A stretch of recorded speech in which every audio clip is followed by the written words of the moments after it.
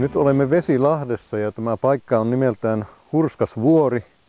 Ja tällä Hurskasvuoren alueella on runsaasti tällaisia aikanaan venäläisten rakentamia varustuksia.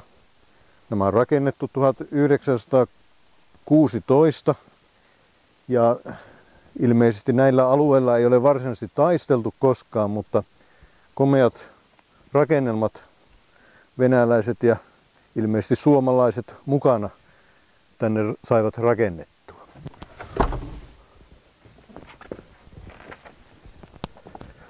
Täällä Hurskasvuorella on hyvä puhua NATO-vaaleista.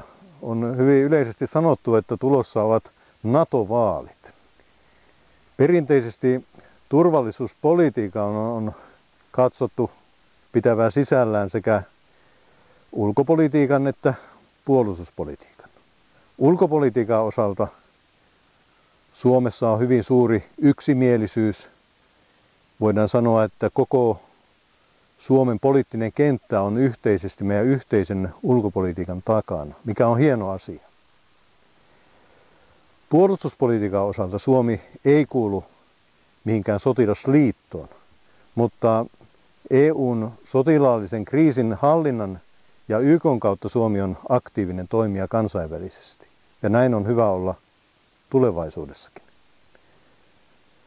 Mielestäni puolustusvoimille pitää taata riittävät resurssit siihen tehtävään, joka puolustusvoimilla on.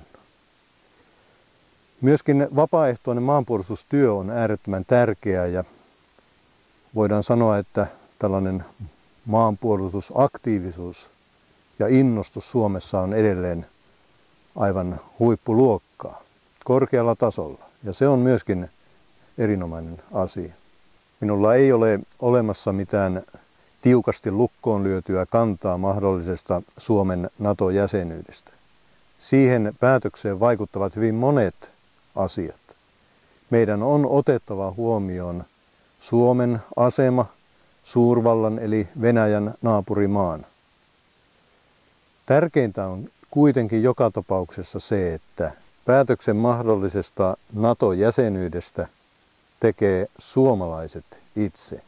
Sitä ei sanella idästä eikä lännestä.